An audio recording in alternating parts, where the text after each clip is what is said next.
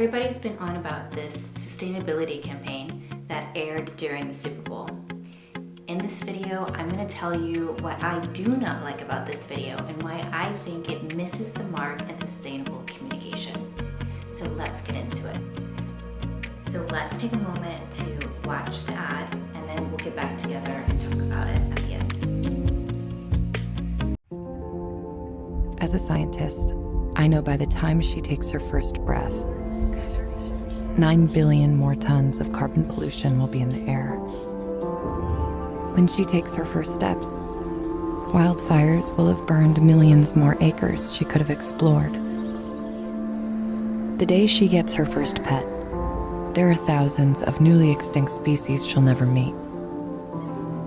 The night she forgets to call, the night of her first heartbreak, her future home floods for the first of many times. By the time a child born today goes to college, it may be too late to leave them the world we promised. Our window to act on climate change is like watching them grow up. We blink and we miss it.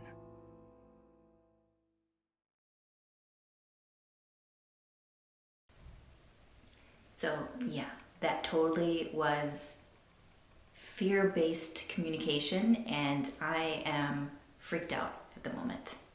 So I kind of felt like I had to talk about this ad pretty quickly, and so this is a bit of an unscripted video and just pretty much my raw feelings as a climate communicator on what my initial thoughts, feelings, and reactions were to this campaign when I just saw it yesterday. And I'm all for communication campaigns that are pushing important messages around climate change and building a better world. We need more of that, and the fact that this ad was airing during the Super Bowl and it was a whole minute long and it was some of the most prime time that you could actually get a communication and a message out there is pretty awesome. I mean, we have to give them a pat on the back that was actually something that was achieved, that finally climate communication and climate messages are in the mainstream. But with that said, let's go into why I don't think this campaign is in the direction that we need to be moving when it comes to climate communication. I'm all for scientific evidence, and I think that's very important in your climate communication. But I would argue, is this the best place to put it as an introduction to your video? Should we really be starting a campaign with the data? Most people don't understand climate science and they don't understand climate data. Man, I'm a creative and I don't even understand like half of math and like calculations and everything. But I'm familiar with the climate data because I read it every day and I'm invested in this industry. I'm not the norm. Most people have no clue what the climate data is, but what they do know is how climate change makes them feel. So I'm really hesitant to believe that starting the campaign off with a piece of scientific evidence in the form of data and statistics was the best way to capture the large group of potential people that were actually watching the Super Bowl ad. And so that also brings me to what audience is this ad for? It's airing during the Super Bowl, and if I'm not an expert on the audience of the Super Bowl, but let's just throw it out there that it's just a really huge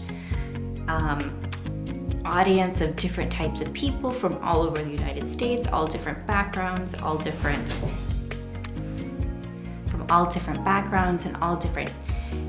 income levels and locations in the United States. So if that's true, why are we appealing at the beginning of the video like we're talking to scientists?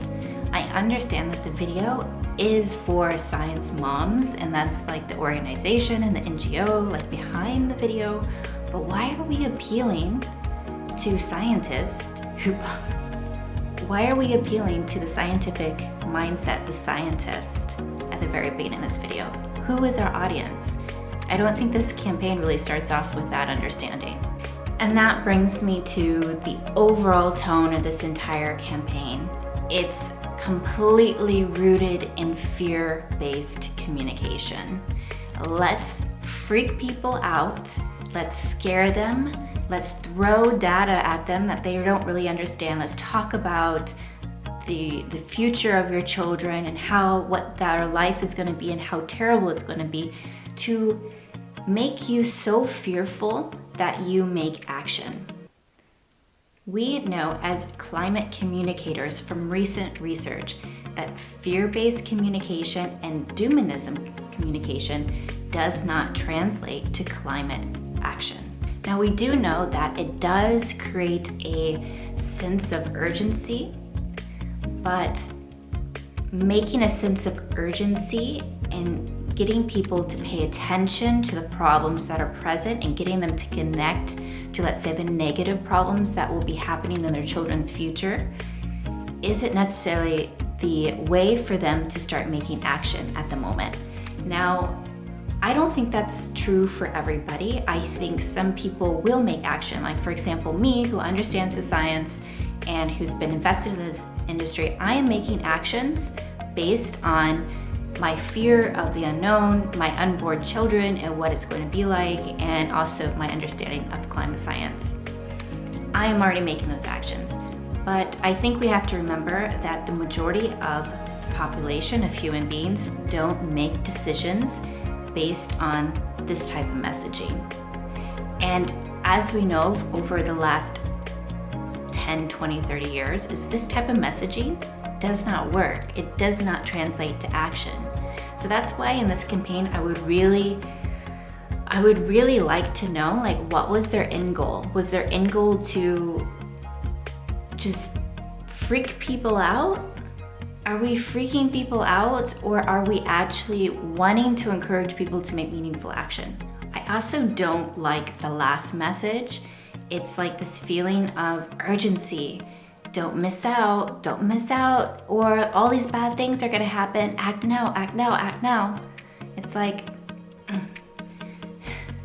one, I don't like this type of aggressive communication. This is not very conscious to the current mindset of most human beings at this moment around climate change and how they feel about it.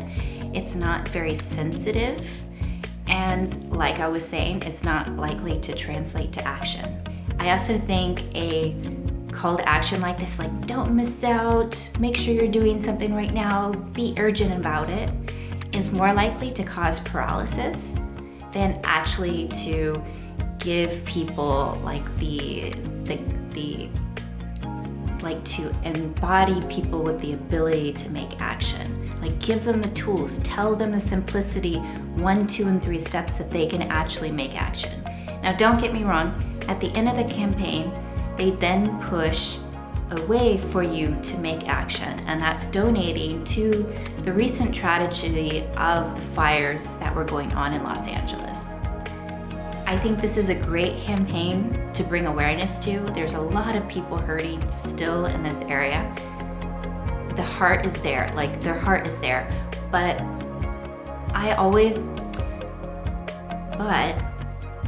it kind of makes me a little bit confused. I'm like, why are we talking about climate change urgency and that, this world that is coming for us is terrible and we have to be fearful of it? By the way, donate for the fires. Consequence of climate change, and it's something very real, time sensitive. But I don't think that it is necessary. It just feels off to me. Like, where's the connection to the overall message that they're trying to put together? Maybe I'm totally off here, but it just didn't feel right. It didn't connect at that moment for me. So yeah, the CTA I think was a bit off, and I think we could have been, a bit more like encompassing. Like, it could have been a little bit more thoughtful on how does the CTA and the call to action, 1, 2, or 3 things that people could start doing today to make meaningful action based on the message that they just received in the sustainability campaign. So I've been very negative about this campaign. Like I said at the beginning of the video, I'm all for good climate communication. And the fact that this campaign had the opportunity to be in the Super Bowl and to have like prime time attention to millions of people around the world, that's really great. It's great to get those climate messages out there. But what I am really unhappy about is this was such a great opportunity, and the organization was probably given this opportunity through, who knows, I haven't researched it, funding or whatever, or maybe they were given a donation. They were given this opportunity, and they presented the opportunity through negativity, paralysis, and doomism. I'm like, when are we going to move away from this type of climate communication?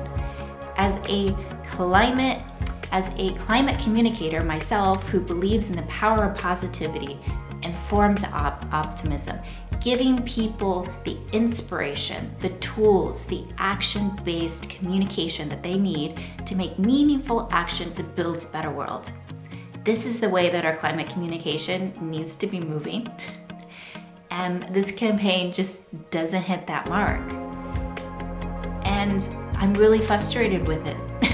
As you can see, I'm frustrated with it because I think it was such a great opportunity and it missed the mark. So I would love to hear what you think on what were the good things that came out of the campaign, what were the bad things, the things that we could be doing better in the campaign, and let's move on there. Let's take this as a learning experience. I hope this has some sort of impact on a positive side. Let's see what becomes of it. So thanks for watching. Until next time.